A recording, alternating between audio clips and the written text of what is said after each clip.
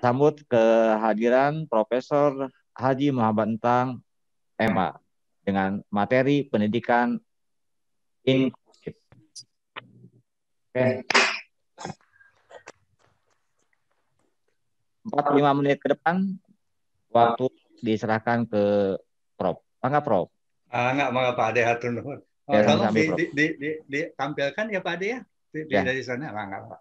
Bismillahirrahmanirrahim. Assalamualaikum warahmatullahi wabarakatuh. Waalaikumsalam Waalaikumsalam warahmatullahi warahmatullahi wabarakatuh. wabarakatuh. Ya, Pak Prof. Warto tadi pagi barangkali ya, terus Iya. ada Pak Wali. Nah, intinya sebenarnya adalah ini Dr. Abdullah. Beliau sudah doktor, belum diumumkan. Diumumkannya sebentar lagi waktu ujian terbuka. Jadi beliau sudah dokter sebenarnya. Beliaulah ahlinya. Kemudian tadi ada Ibu Nening Sumiati yang betul-betul ahli. Saya mah hanya lauk nguruk belum mijah gitu. Saya tidak punya pengetahuan tentang pendidikan inklusi, tapi dulu pernah jadi pengelola untuk calon-calon guru PLB. Jadi hanya dikit betul, tapi hanya ingin sharing aja. Barangkali untuk sama-sama saya belajar dan teman-teman belajar. Saya tunggu itu captionnya udah disiapkan oleh panitia. Sebentar. Mangga, silakan. Screenshotnya. Ya. Bentar. Ya, belum kelihatan? Bentar. Nanti oleh para operator sedang siapkan. Operator.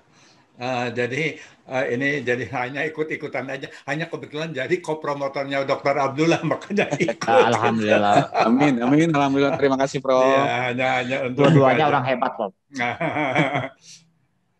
Oke, jadi ya. Saya mulai dengan ini, nanti kita mulai dengan filsafat saya tentang guru itu apa sih sebenarnya. Apa tugas guru itu? Karena selama ini orang selalu bilang tugas guru adalah mendidik, mengajar. Menurut saya bukan itu. Baik untuk anak normal maupun untuk anak ABK atau PDBK. Bagi saya, tugas guru dan tugas pendidik adalah membantu melahirkan potensi yang ada pada setiap peserta didik, baik itu normal maupun ada yang kebutuhan khusus. Karena kita tahu bahwa yang normal pun punya kebutuhan khusus, jangan lupa. Ya, oke. Kamu coba. Ya, dibesarkan, kemudian caption kedua aja.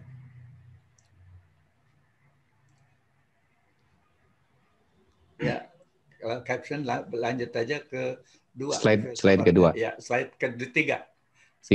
Kedua mah aja lewat itu udah. Ya, lewat. Ketiga. Ya. Ini tadi sudah oleh Pak Ade, hanya kebetulan aja saya pernah kuliah di mana. Oke. Nah, ini tentang filsafat bagi saya, filsafat pendidikan, tugas pendidik dan guru itu sebenarnya bukan mengajar, mendidik. Sebenarnya tugas guru, apa itu guru umum ataupun guru untuk anak-anak ABK adalah membantu melahirkan potensi. Nah, potensi ini ada pada setiap umat manusia, pada setiap anak. Jangan dibilang ada keterbatasan, karena semua terbatas. Yang reguler pun terbatas. Jangan lupa, yang reguler pun ada yang slow learners, lambat belajar, ada yang rapid learner, cepat belajar, dan ada yang average. Jadi sama aja. Nah, kemudian yang ABK misalnya, ya next. Nah, apa yang harus dikembangkan pada mereka? Ada IQ, tapi ada yang IQ-nya terbatas. Ada yang emosionalnya, ada yang terbatas, nanti itu nalaras. Ada adversity-nya, ada yang terbatas. Semua kita itu terbatas. Jadi jangan menganggap mereka beda dengan kita, sama dengan kita pun punya keterbatasan. Nah, bagaimana cara mengembangkannya? Baru caranya dengan mendidik, mengajar, melatih, membimbing untuk membuat manusia menjadi manusia yang seutuhnya. Jadi secara filosofis bahwa tugas guru dan pendidik adalah membantu melahirkan potensi yang terbatas. Tapi juga kita bilang ada kebutuhan khusus, tapi jangan lupa yang berkebutuhan khusus punya kelebihan yang luar biasa. Tadi sudah digambarkan oleh Dr. Abdullah. Saya punya pengalaman. Saya pada suatu saat bertemu dengan seorang tunanetra, saya salaman dengan dia, ngobrol barangkali 5 menit, kemudian saya tidak ketemu lagi, 6 bulan ketemu lagi, waktu saya salaman, dia bilang, ini Pak Entang ya? Kok Masya Allah. tahu? Subhanallah. Dia merasakan apa yang dia, kita nggak pernah bisa orang normal. Jadi jangan nganggap enteng dengan orang-orang yang kita sebut ABK. Ini sebutan saja. Hanya membeli label bahwa ini ABK. Kita pun punya kebutuhan khusus. Ya, jadi maksud saya kita itu sama bahwa kita punya kebutuhan hanya levelnya yang berbeda. Jangan menganggap dia look down.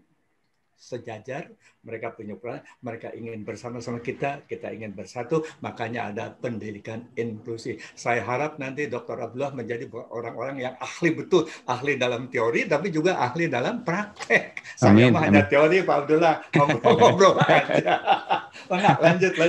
Nah, caption berikutnya. Ya.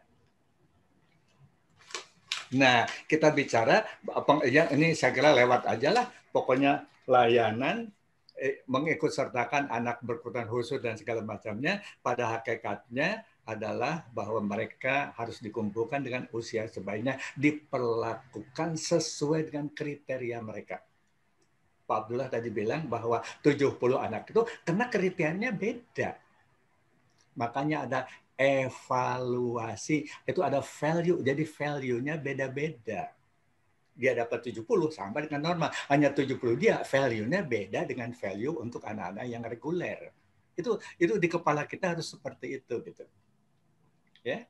Jadi kita tidak masalah karena value-nya beda. Sama dengan kalau kita kumpul, saya misalnya orang normal, tapi kumpul dengan pemain basket Amerika, maka saya menjadi orang kerdil. Tapi kalau saya kumpul dengan orang kerdil, saya menjadi giant. Value yang berbeda. Oke, next. Berikutnya.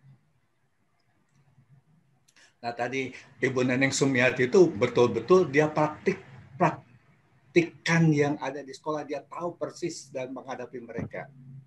Ibu Neneng Sumiati tahu persis hal-hal masalah-masalah yang ada mereka.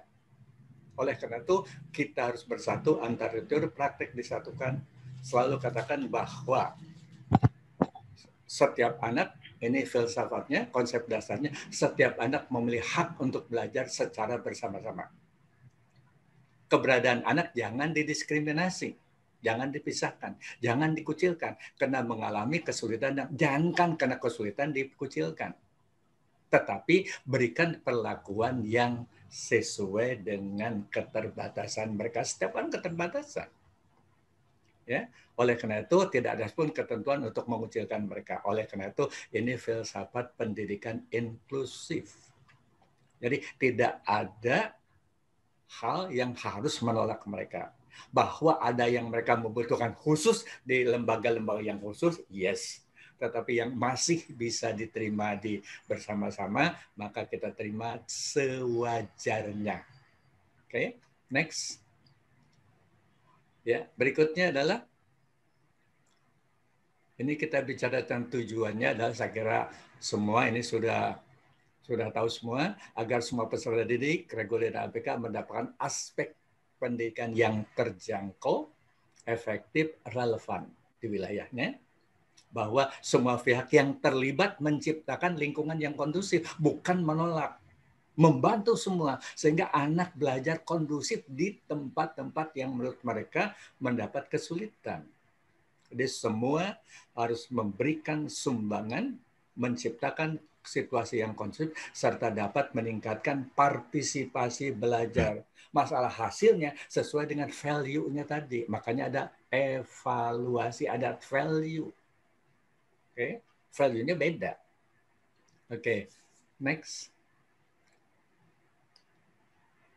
Ya, nah oleh karena itu di sini saya kira ini ada supaya ini pengetahuan aja, ada yang sifatnya kebijakan internasional, misalnya deklarasi tentang hak asasi manusia. Nah ini kalau dalam layanan itu ada dua.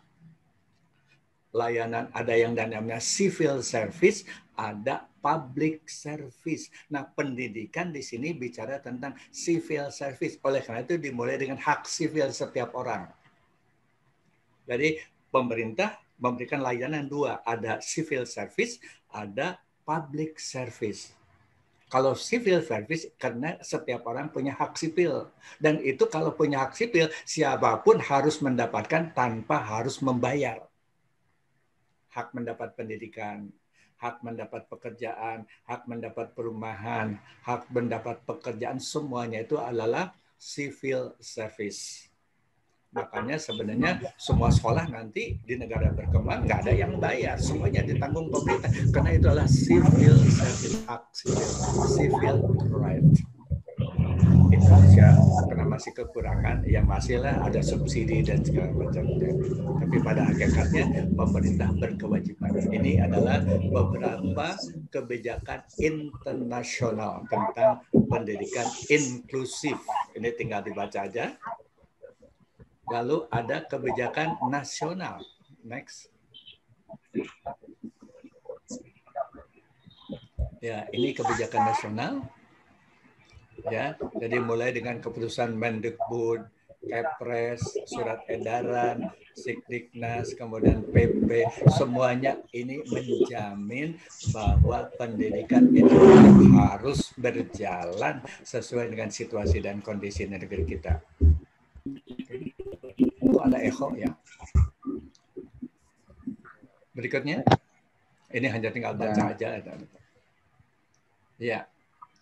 Nah, ini tadi sudah disampaikan oleh Ibu Neneng Sumiati, macam-macam ada 12, tapi yang umum di sekolah itu 4 ini saja sudah cukup baik. Ya. 1 yang tunanetra. Tunanetra ini hanya keterbatasan penglihatan. IQ-nya hebat, makanya lebih hebat dari orang normal kadang-kadang. Ya. Yang kedua, yang tunarungu, itu yang hebat luar biasa, bisa bicara, bisa baca lip reading, baca bibir, kemudian dengan tanda-tanda. Teman-teman yang normal belajar di kepanduan itu belajar huruf Morse itu sulitnya bukan main, tapi mereka hebat. Nah, dan luar biasa. Kemudian ada tunadaksa, ya dia normal, hanya physically-nya, jadi nggak masalah. Kemudian ada yang tunagrahita, tapi yang ringan. Kalau yang sudah berat itu masuk di sekolah khusus. Ya, jadi ini adalah inclusive belajar subjek. Berikutnya.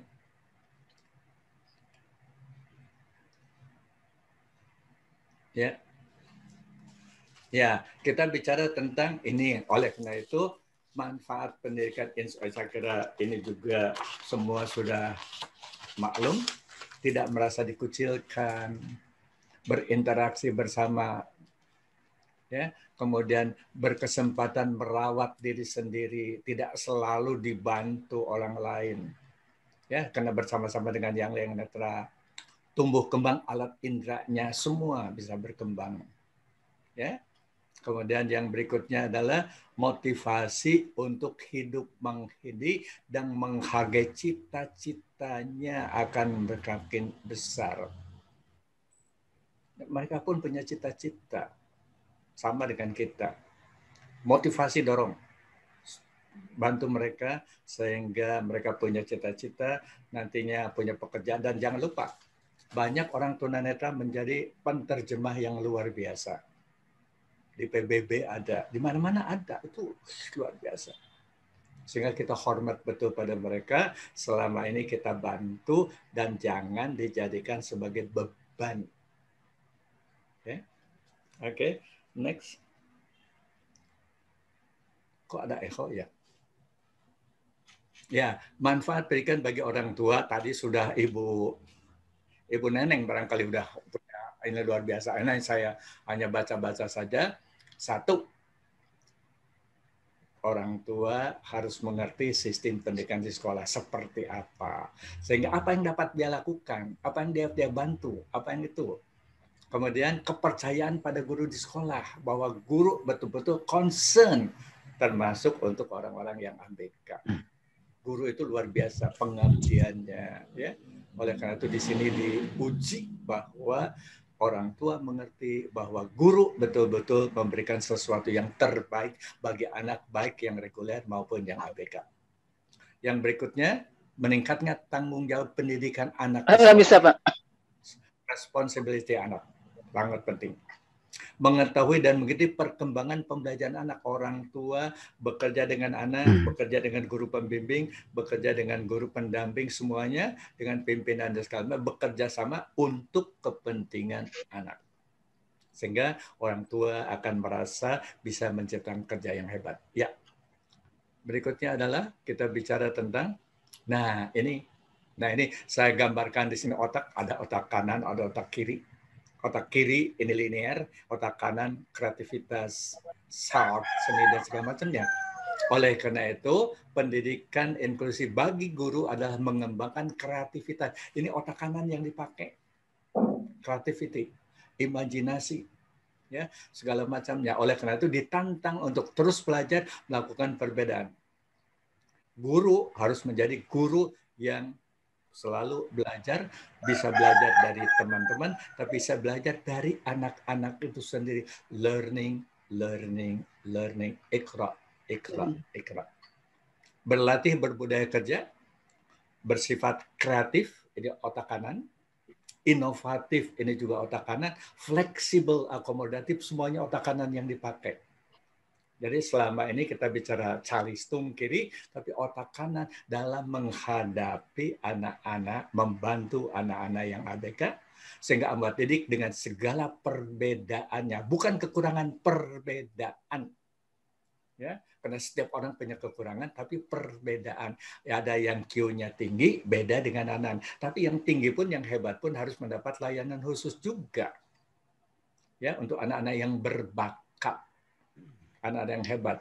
Masih ingat saya baca di koran kemarin, Pak Profesor Yohanes Surya, dia pernah minta cari orang-orang yang terbodoh di Papua, berikan kepada sudah 2 tahun, dia didik 2 tahun, ternyata potensi yang ada pada dia menjadi semuanya adalah lulus dari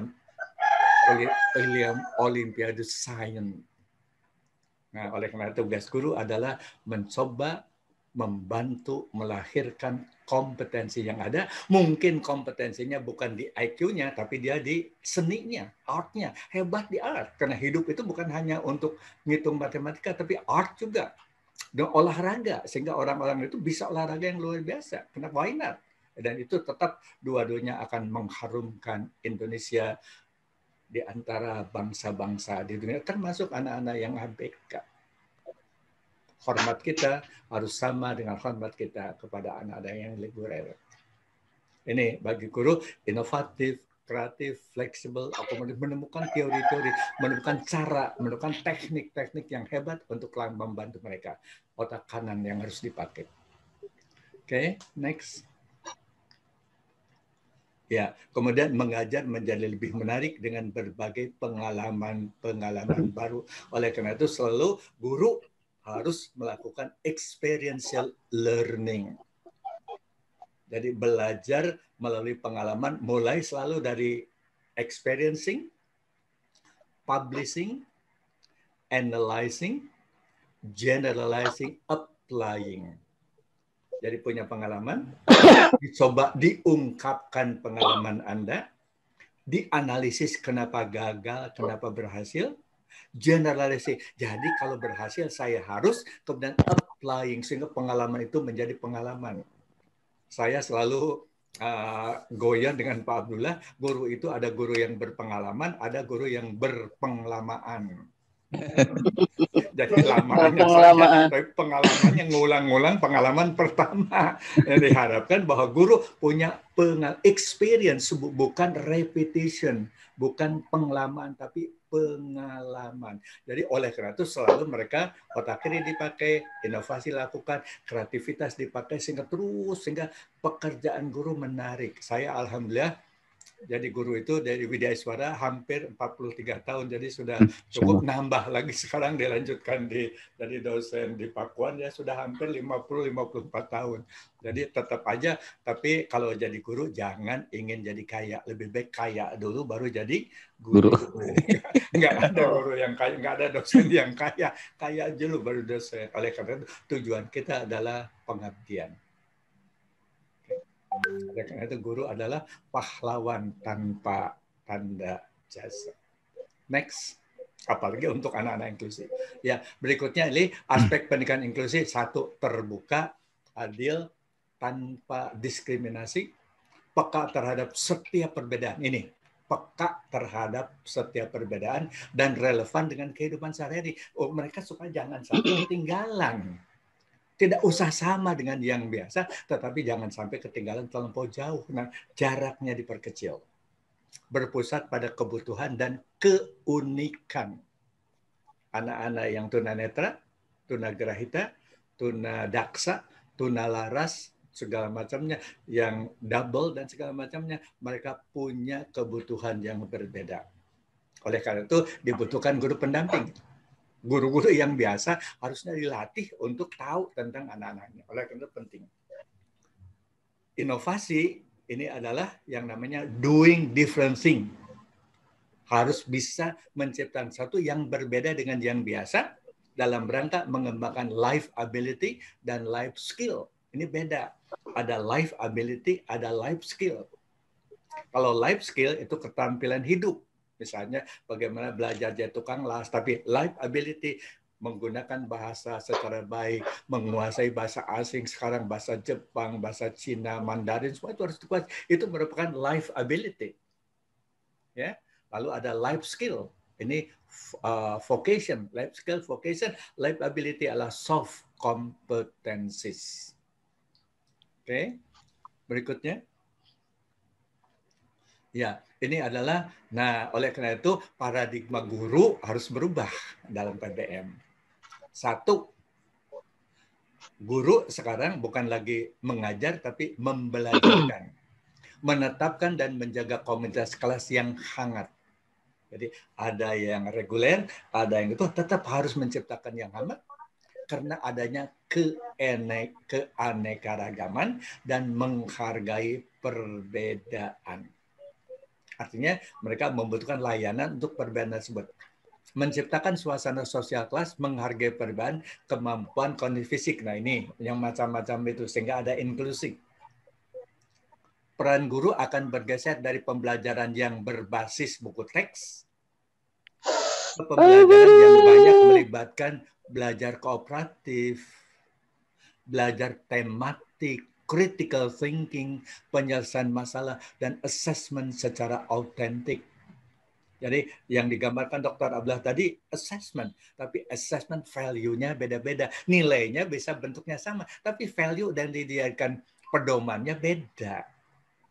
Ya, makanya dulu kita mengenal dalam evaluasi ada berdasarkan patokan dan ada berdasarkan norma. Nah, kita bisa yang bicara untuk ABK berdasarkan norma, bukan berdasarkan patokan. Kalau patokan KKM. Kalau norma sesuai dengan tadi Pak Dr. Abdullah bilang bahwa kalau yang 70 anak itu 30 karena value-nya beda. Ya, jadi itu kenapa kita tetap bisa memiliki seluruhnya berdasarkan assessment dan report tetapi dengan value yang berbeda, namanya evaluasi values. Terdorong guru untuk pembelajaran yang interaktif, pembelajaran memberikan kompetisi, bukan lagi kompetensi. Tidak ada kompetisi dengan mereka. Yang adalah kooperasi dan kolaborasi. Di dalam kelas, bukan kompetisi dengan mereka. Tapi kooperasi dan kolaborasi. Oke, next. Berikutnya adalah, ya, ini saya pikir dengan kebaikan model. Nah ini apa kelebihannya? Saya kira ini sudah para ahlinya, jadi saya tidak bisa bicara ini. Anak akan memperoleh keadilan layanan pendidikan, membangkitkan motivasi dan gairah belajar sebagainya. Ya, saya kira lanjut aja. Ya, lanjut aja karena ini sudah teman-teman ahli. Nah, ini permasalahannya apa sih? Ini permasalahannya yang harus kita atasi bersama. Bukan hanya guru aja, bukan sekolah, seluruh pemerintah, non-pemerintah, semua perusahaan membantu ini. Minimnya jumlah guru pendamping khusus. Mau tidak mau kita harus menciptakan ini to create. Ya, dengan menyiapkan, memberi tambahan kepada guru yang ada, menciptakan, menambah guru yang ada. Pemerintah menyediakan dana untuk menyiapkan guru-guru yang membantu untuk mereka. Tidak semua guru di sekolah memahami cara mengajar dan meng-ABK. Oleh karena itu dilatih pelatihan terus dikembangkan. Kemungkinan ada penolakan, bisa aja ada orang tua dan anaknya sendiri yang menolak, anak-anak yang berkebutuhan khusus. Nah ini kembali Dr. Ablah tadi, beri pemahaman. Ibu Neneng, konsepnya harus sama. Ibu Neneng tadi, konsep orang tua, guru, dan segala macam harus sama tentang anak ABK itu.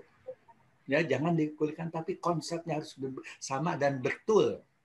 Kemudian fasilitas pembelajaran belum memadai, maka dunia usaha bantu.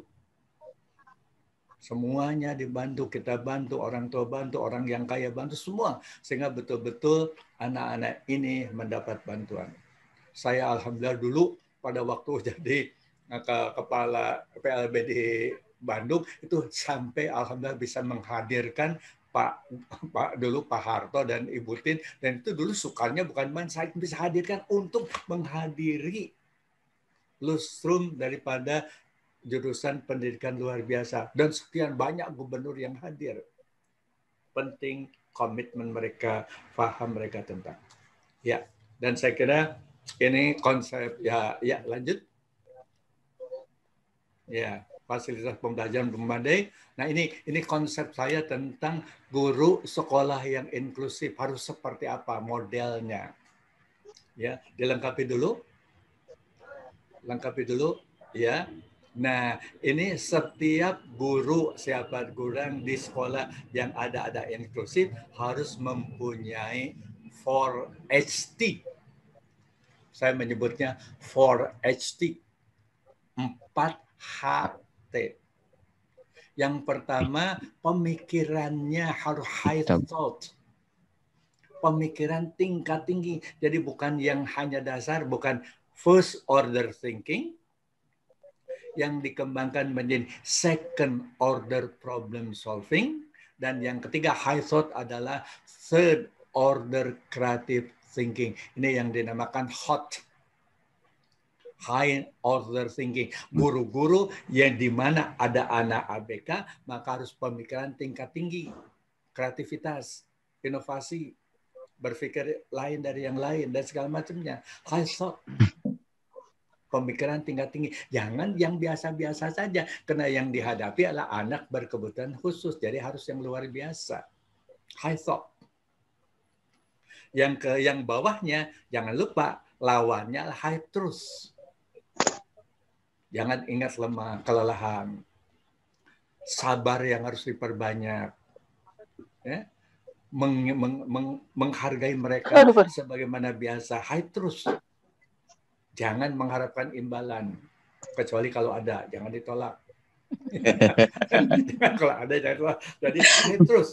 Tapi niatkan bahwa yang kita lakukan adalah pengabdian. Oleh karena itu, maafkan, orang Islam selalu mengatakan inna sholati wa nusuki wa mahyaya wa mamati lillahi rabbil alamin. High truth, penuh keikhlasan. Makanya Anda, guru-guru, saya selalu anjurkan baca buku Kuantum Ikhlas. Itu bukan main, ini high truth. High thought, high truth. Kemudian yang berikutnya high tech. Teknologi tingkat tinggi. Kecuali saya waktu ke Bandung disuguhan makanan seperti gado-gado, saya tanya apa? Ini namanya low tech. Saya kira bukan low tech tapi high tech. Kalau low tech kan low tech pun high tech ya. Dibuatnya kan pakai mutu, ini bermutu. High technology. Jadi harus paham tentang teknologi tingkat tinggi. Bagaimana huruf braille, bagaimana mengajar anak yang tuna rungu dengan teknik Anda yang namanya jog atau apa namanya, saya kira teknik berubah itu menjadi gambar-gambar yang luar biasa. Kemudian yang terakhir high touch, sentuhan tingkat tinggi, menyentuh hati mereka, anak-anak yang luar biasa, itu beda dengan yang oleh karena itu membutuhkan high touch. Inilah yang namakan guru yang memiliki inner beauty. Ya, kecantikan dari dalam karena pemikirannya hebat, pengabdinya luar biasa, memiliki teknologi tingkat tinggi, tetapi sentuhannya sentuhan yang mendasar. Bagaimana caranya? Satu, jangan lupa cari selalu pengetahuan, ikra baca, knowledge, pengetahuan. Kalau perlu cari ke negeri Cina. Nah, negeri Cina sekarang sudah dekat. Di mana? Di Cibubur ada kampung Cina. Yang kedua, harus bekerja dengan penuh motivasi, baik intrinsic motivation maupun extrinsic motivation. Pengabdian dari dalam atau mendapatkan sesuatu dari luar. Yang berikutnya, menolong mengajar itu pada hanya entertainment. Membuat anak senang belajar. Makanya ada dalam pendidikan pendekatannya adalah apa namanya? PAIKEM. Paikem gembrot. Ada lagi Paikem gembrot berdasarkan medsos ya. Kemudian informasi selalu harus updating informasi. Kemudian institusi pakai hati nurani. Jangan lupa kebijakan. Nah, kalau ini semuanya ada pada guru biasa, ini akan tidak sulit menjadi guru bagi anak-anak ABK. Tinggal ditambah pengetahuannya, sering baca dan segala macamnya, sehingga pemerintah tidak harus mengeluarkan duit lagi untuk mendidik anak itu, karena itu membutuhkan waktu. Ini yang ada, tapi jadikan mereka menjadi guru-guru yang inner beauty, selalu belajar, selalu berusaha, selalu termotivasi. Insya Allah pendidikan inklusi di masa yang akan datang akan terselenggara dengan jauh lebih baik dari sekarang. Amin. Saya kira itu Pak Ade, meskipun sangat sedikit, mudah-mudahan ada manfaatnya, meskipun hanya mengulang untuk teman-teman lain, tapi inilah yang saya dapat sumbangkan. Mudah-mudahan ada manfaatnya. Wabillahi taufiq wal hidayah. Wassalamualaikum warahmatullahi wabarakatuh. Waalaikumsalam warahmatullahi wabarakatuh. Waalaikumsalam warahmatullahi wabarakatuh. Luar biasa. Tepuk tangan aplausnya untuk Pak Profesor. Luar biasa sekali Pak Prof paparannya. Nah, barangkali dari teman-teman, ya Bapak-bapak dan Ibu-ibu penasaran dengan apa yang disampaikan oleh Prof, maka langsung saja ke Prof untuk bertanya. Barangkali Prof juga berkenan untuk menjawab. Profesor Atang. Entang. Mangga, Kak, silakan. Siapa tahu saya bisa menjawab. Bu Ai kayaknya mau bertanya Bu Ai. Bu Ai Patona, mangga dipersilakan langsung ke Prof. Saya kayaknya nggak jadi nanyanya karena tadi ngikutinya ketinggalan Pak. Tadi sinyal, yang lain dulu aja. Mohon maaf dan terima kasih atas kesempatannya. Oke, mangga Bapak dan yang lain. Pak Asep, mungkin Pak Asep mau tanya, Pak Asep Turnawan? Saya kira sudah jelas semua ya. Mudah-mudahan. Sudah jelas semua ya. Beliau sudah punya pengalaman langsung. Tapi Prof, saya sebenarnya tertarik dengan ini paradigma guru mengajar zaman sekarang nih Prof. Ya, apalagi kan pengalaman saya di sekolah, saya di sekolah swasta nih Prof ya. Nah, itu sampai saat ini 2 tahun yang lalu memang pernah menerima kebutuhan khusus ya. Nah, ini memang membutuhkan perlakuan yang berbeda mungkin ya. Nah, yang saya tanyakan Prof, kira-kira untuk kesepakatan kita dalam mengajar ABK itu gimana Prof, kiat-kiatnya nih? Kadang-kadang kan saya orangnya nggak sabaran atau bagaimana gitu. Sama Pak Ade. Beda dengan Ibu Neneng kan orangnya ramah, pesabar, penyayang. Gitu. Makanya pertanyaannya untuk Bu Neneng. Nah, kalau saya begini Pak Ade, yang pertama, saya cerita pengalaman sedikit. pada satu saat dulu tahun 65 itu universitas di luar Jawa itu tidak punya tingkat sarjana. Mereka hanya sarjana muda. Jadi sarjananya ke Bandung. Saya masih anak di IKIP Bandung itu dulu kalau mau ke Ledeng itu harus naik oplet. Dan opletnya jumlahnya sedikit tahun 65, Pak. Tapi mahasiswa banyak. Satu saat saya mau naik oplet, tahun 65 nggak ada dosen yang punya mobil, motor juga nggak ada, naik oplet. Nah, begitu saya mau naik oplet, itu saya harus berebut dengan orang yang tinggi besar, hitam keriting, dan saat itu saya disikut, Pak. Disikut sampai saya jatuh, saya ketinggalan mobil itu, oplet itu, saya naik yang kedua. Nah, begitu saya sampai mau ngajar di parter, itu tempat ruangan besar di IKIP Bandung, di ruang gedung besar, itu waktu saya ngajar, ternyata yang nyikut saya tadi itu ada di sana aja mahasiswa tingkat 4. Jadi dia sudah kelihatan malu, takut, segala macam. Tapi saya tidak marahi dia, saya bilang, dia datang, minta maaf, saya bilang, nggak apa-apa, karena kamu tidak tahu, saya sampai. Tapi apa yang terjadi besoknya, besok pagi saya mau ngajar, mahasiswa yang mau pakai oplet sudah banyak sekali, orang tadi ada. Begitu saya mau naik oplet datang, semua orang dia sikut, kemudian pantang silahkan. Sehingga saya didahulukan, sehingga yang lain. Itu artinya karena saya memahami dia, tidak marahi dia, dan segala macamnya. Nah, ini menurut saya sama dengan menghadapi anak-anak yang berkebutuhan khusus. Fahami dia, jangan marahi dia, jangan salahkan dia, fahami dia. Kemudian sudah itu baru dia ajak, kita didik, kita latih. Tapi Pak Ade betul membutuhkan kesabaran yang luar biasa. Ini aja, apalagi untuk anak-anak yang tunagrahita, dia ajarkan ini besok udah lupa. Dia ajarkan tadi, sekarang udah lupa, bosan mau jadi tempel, nggak boleh. Pahami bahwa mereka punya keterbatasan, sama dengan bapak yang sudah agak tua dengan saya, sama banyak keterbatasan. Waktu anak muda dulu ngapalkan ayat 1 kali hafal, sekarang ngapalkan doa bolak-balik dah hafal apa boleh. Sadar bahwa kita punya kekurangan. Ya, jadi seperti itu. Oleh karena itu kita sadar kebutuhan mereka, kita bantu dengan penuh ketulusan, penuh kesabaran sekarang. Natanya Pak Abdullah, membimbing mahasiswa kan kadang-kadang gitu ya Pak. Betul, ini Pak. Nggak ngerti-ngerti. Disolat bolak-balik etak kene. Iya. Padahal mah perbaikan itu juga. Itu juga.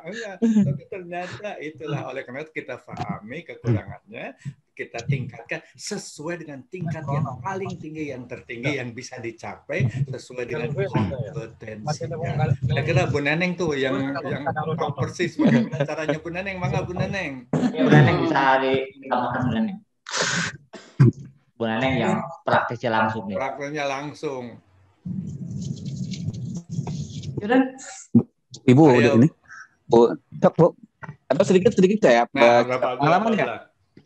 Ya, jadi kebetulan Pak, kami juga salah satu sekolah penyelenggara pendidikan inklusif itu sekitar tahun 2010 ya. 2010 kita berdiri 2008, kemudian tahun berikutnya kita terima. Padahal kita juga nggak ngerti anak ini apa sebenarnya gitu ya. Tapi karena hati nurani, kemudian mereka diterima. Ya, alhamdulillah bisa berjalan. Nah, cerita demi cerita, mungkin teman-teman dari SMP Kosgoro ini banyak pengalaman karena memang kita melaksanakan langsung.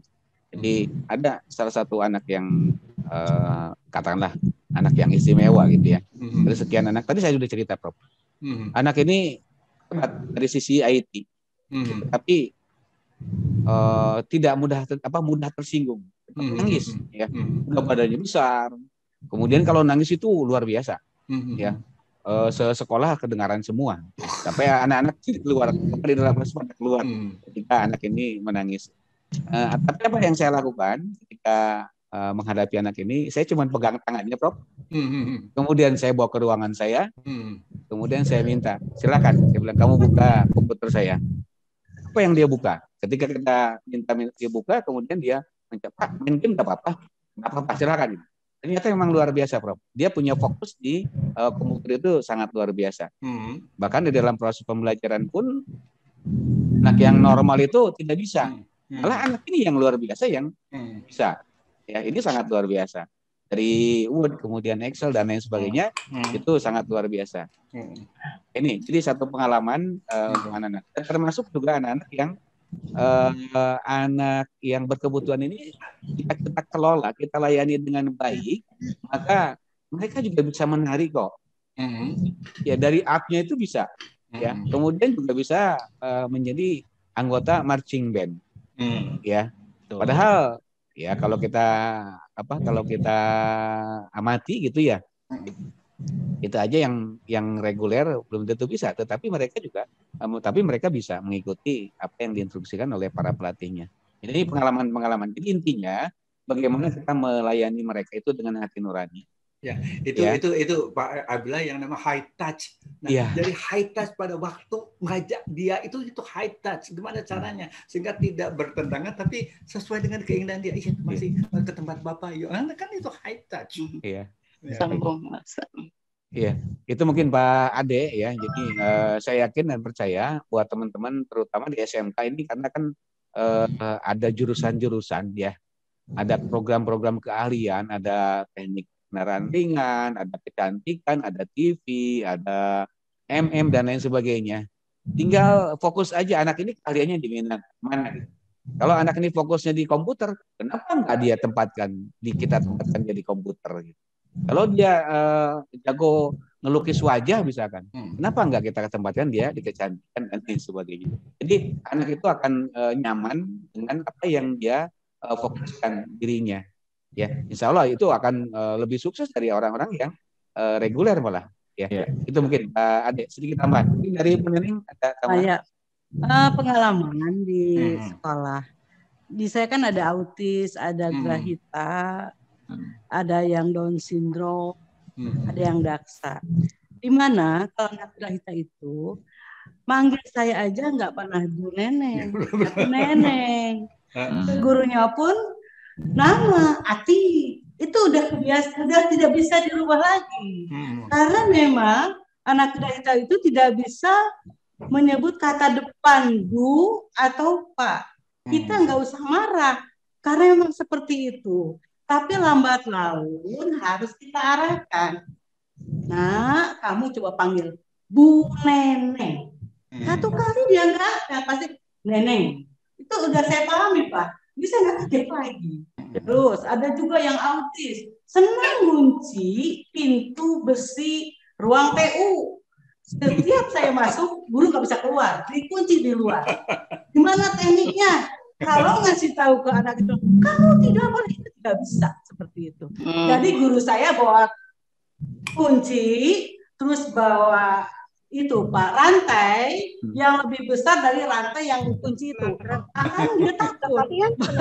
Oh, dengan cara itu, jadi ngasih tahu ke anak-anak yang autis tidak dengan kata-kata, kamu tidak boleh mengunci ini nggak bisa. Jadi harus dengan tindakan yang tujuannya edukasi bahwa dia mengunci guru di dalam tidak bisa keluar.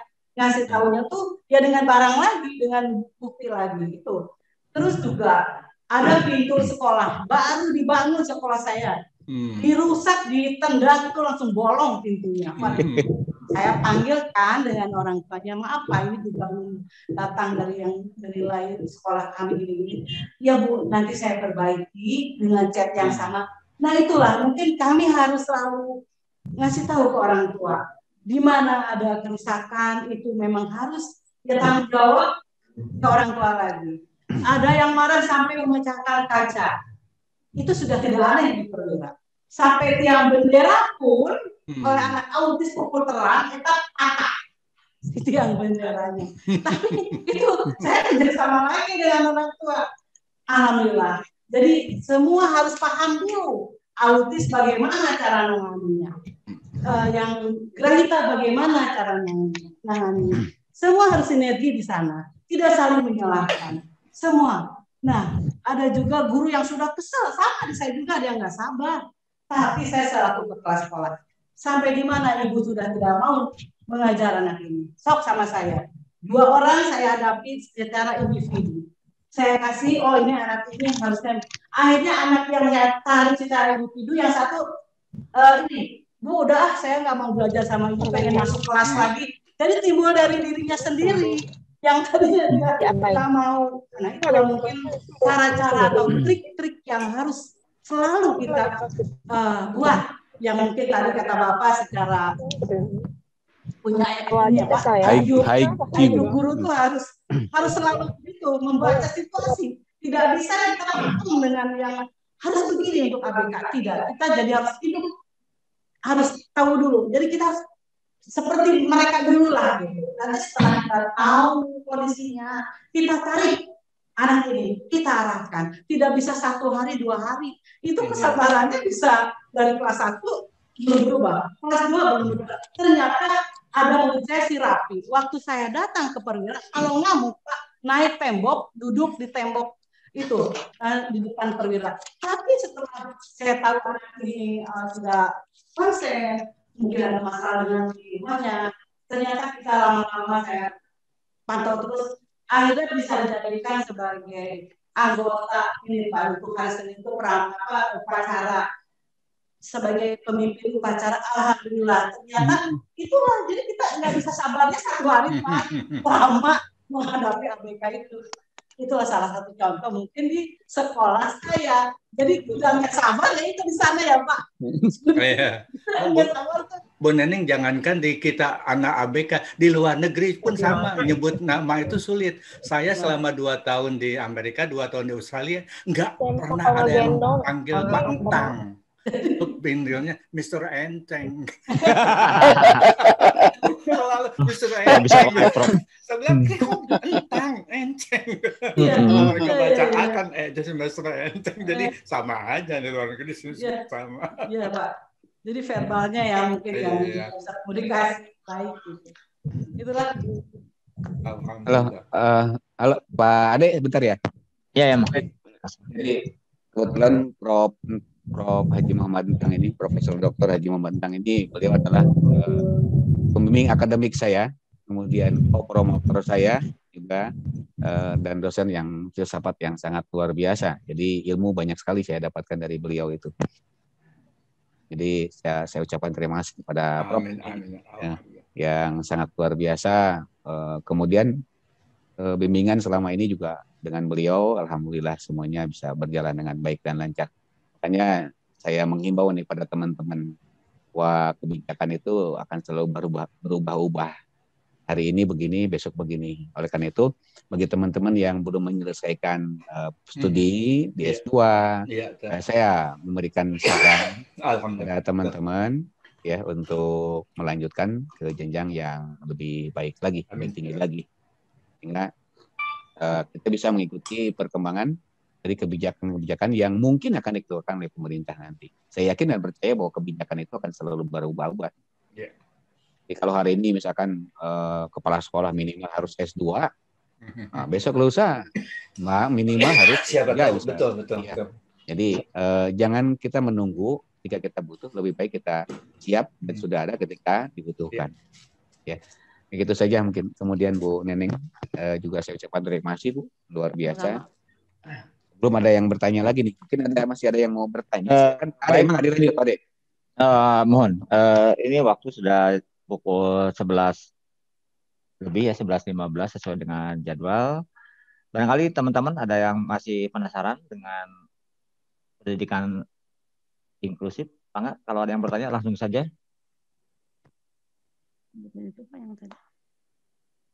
Bisa langsung bertanya langsung. Silakan di depan. Oke, baik Pak Abe, kayaknya sudah cukup mungkin ya. Oke. Ya baik, Bapak dan Ibu terima kasih dari mulai pukul 8 sampai sekarang. Bapak Ibu yang luar biasa, hebat dengan paparan materi yang luar biasa dari Ibu Neneng, Pak Abdullah, dan Prof. Muhammad Entang nih. Terima kasih Pak. Amin. Oke, sebelum ditutup barangkali mangga saya berikan dulu untuk closing. Pak Abe dulu lah, mangga. Baik, terima kasih Pak Ade selaku moderator pada kesempatan kali ini dan sekaligus juga pembawa cara ya dari mulai awal sampai akhir ini. Saya ucapkan Borongan, terima Pak. kasih. Ya, borongan kalam. Saya ucapkan terima kasih. Kemudian saya ucapkan terima kasih kepada Prof yang sudah berkenan juga memberikan ilmu kepada kita, kepada semuanya yang hadir pada kesempatan kali ini. Insya Allah ilmu dari Prof sangat berguna dan sangat bermanfaat. Dan insya Allah saya yakin dan percaya bahwa pendidikan inklusif di Kota Bogor akan lebih baik lagi setelah ada sentuhan-sentuhan dari kita semua ya dengan menyampaikan apa yang memang seharusnya kita sampaikan. Kita tidak menutup-nutupi apa yang seharusnya kita sampaikan kepada siapa tahu ini menjadi satu kan keputusan dari Dinas Pendidikan Kota Bogor sehingga pemerintah tidak hanya sekedar mengeluarkan aturan atau undang-undang ataupun permen dan lain sebagainya, tetapi yang kita butuhkan adalah bagaimana ketika aturan itu sudah dikeluarkan dan komitmen terhadap aturan yang sudah dikeluarkan, sehingga semua yang diinginkan, yang diharapkan oleh kita di bawah, terutama untuk ibu guru di sekolah itu bisa semangat ya. Jadi tidak hanya sekedar keluar, kemudian setelah keluar entah di mana begitu yang bertanggung jawab untuk melaksanakan kewajiban tersebut. Karena kita di bawah kebingungan apa yang harus kita lakukan ya. Untuk pendidikan inklusif di Kota Bogor, Ibu, saya sedikit informasikan bahwa kita masih banyak hal yang memang harus diperbaiki, Bu, ya, dari mulai identifikasi, kemudian asesmen, karena asesmen pun kita membutuhkan ahli, Bu, ya, dan ahli yang kita butuhkan belum tentu mau bekerja sama dengan kita, ya, tetapi kita berharap bahwa Dinas Pendidikan itu punya kebijakan untuk mengkait atau mengajak kerjasama dari beberapa lembaga, dari psikiater, dari rumah sakit daerah, kemudian dari dinas kesehatan, dari ikatan dokter, dan lain sebagainya. Itu bisa menggait untuk bersama-sama membangun kerjasama untuk menyelenggarakan pendidikan inklusif di kita di Kota Bogor. Karena pendidikan inklusif itu ternyata Prof tidak bisa dilaksanakan oleh hanya dinas pendidikan. Betul. Mungkin kita hanya bisa mengolah dari sisi kurikulum, tetapi ketika kita berbicara mengenai anak itu harus sehat seperti apa, kan bukan dinas pendidikan yang punya kewajiban. Betul. Ya, apalagi sekarang peraturan wali kota nomor 70 tahun 2009 itu sudah nomor 70 tahun 2017 itu kan sudah dikeluarkan. Peraturan wali kota berkaitan dengan pendidikan inklusif sudah keluar dari sejak tahun 2017. Ya, jadi bagaimana pemerintah sekali lagi komitmen dengan aturan yang sudah dibuat, dinas pendidikan melaksanakan, kami di bawah juga melaksanakan apa yang menjadi kewajiban kami, ya. Jangan sampai peraturan sudah keluar, kemudian kita tidak komitmen. Nah, teman-teman yang saat ini di SD, SMP, SMA dan lain sebagainya, karena apalagi kalau di Provinsi Jawa Barat sudah dari 2013 kalau tidak salah, 2006 kalau nggak salah itu sudah ada peraturan daerah berkaitan dengan pendidikan inklusif ini. Jadi aneh kalau saya katakan ketika ada sekolah-sekolah yang masih tidak mau menerima anak berkebutuhan. Ini sangat luar biasa. Ya, kalau merujuk kepada Undang-Undang Dasar 45 berarti kita punya dosa besar karena tidak mau mencerdaskan kehidupan mereka, karena tidak mau menghargai mereka dan kita melanggar hak pendidikan mereka. Ya, mungkin itu Pak Ade dari saya. Sekali lagi saya ucapkan terima kasih kepada Prof yang sudah berkenan memberikan materi pada kesempatan kali ini. Kemudian saya ucapkan terima kasih kepada Ibu Neneng yang sudah jadi narasumber juga pada kesempatan kali ini. Kepada Pak Ade saya juga ucapkan terima kasih. Dan saya ucapkan terima kasih kepada Bapak Ibu guru yang sangat hebat, yang sangat luar biasa, yang masih setia, ya. Masih ada 56 yang masih on, ya. Dari 77 tadi ya, ketika dibuka itu ada 77-an orang. Kemudian sampai masih bertahan itu sekitar 56 orang. Baik, terima kasih. Saya atas nama Abdullah, mahasiswa dari Universitas Pakuan Bogor, nomor pokok mahasiswa 073 115001. Mohon maaf apabila ada kata-kata yang salah. Dan kepada Allah saya mohon ampun. Akhir kata, wabillahi taufiq wal hidayah. Wassalamualaikum warahmatullahi wabarakatuh. Waalaikumsalam warahmatullahi wabarakatuh. Ibu Neneng, barangkali silakan mangga ditutup dulu untuk pendidikan inklusnya. Kata-kata penutupan, barangkali ada yang disampaikan. Terima kasih. Mungkin dari saya, kita jangan berputus asa menghadapi anak-anak berkebutuhan khusus. Tingkatkan terus pengetahuan kita tentang ABK. hidup ini harus berwarna. Insya Allah akan selalu membimbing kita di jalan yang terbaik. Amin. Amin. Saja. Terima kasih Bu Neneng. Selanjutnya Prof nih, ada pesan dan pesan untuk kami semuanya. Iya, pesannya hanya satu. Saya hanya mengutip apa yang pernah dikatakan oleh Bapak Profesor B.J. Habibie. Beliau mengatakan bahwa setiap orang Indonesia, termasuk anak ABK, tujuannya adalah mempunyai otak Jerman. Maksudnya adalah setinggi apapun tingkatkan, sejauh manapun dia dapat tingkatkan, kita tingkatkan. Tadi IT-nya bisa hebat sekali, otaknya otak Jerman, hatinya hati Mekah, selalu penuh keikhlasan bekerja, tapi kepribadiannya adalah kepribadian Indonesia. 3 serangkai itu, otak Jerman, hati Mekah, dan kepribadian Indonesia yang selalu ramah tamah, senyum, selalu sopan, santun, dan segala. Itulah saya kira titipan dari PJ Habibie, kita lakukan bagi semua kita. Amin. Ya Rabbal Amin. Terima kasih Pak Ade. Subhanallah, alhamdulillah, apa yang disampaikan oleh Pak Haji Entang, otak Jerman, hati Mekah, kepribadian Indonesia. Kata-kata yang bijak sekali dari B.J. Habibie almarhum, mudah-mudahan beliau khotimah ya. Amin. Baik Bapak dan Ibu, saya ucapkan terima kasih kepada Bapak dan Ibu yang berkenan hadir dari pagi hari sampai siang hari ini, kepada para narasumber, Bapak Abdullah khususnya, Ibu Neneng Sumiati selaku Kepala SD Negeri Perwira Kota Bogor, dan Prof. Dr. Haji Muhammad Entang MA, terima kasih atas kehadirannya. Terima kasih ilmu dan wawasan dan berbagi pengalaman yang sudah diberikan kepada kami. Saya akhiri, saya Ade Supriyadi, mohon maaf atas segala kesalahan selama saya melakukan selaku menjadi moderator. Mudah-mudahan kita ketemu kembali pada waktu dan lain kesempatan. Terima kasih. Assalamualaikum warahmatullahi wabarakatuh. Waalaikumsalam warahmatullahi wabarakatuh. Kita ke Pak Abdullah, mangga.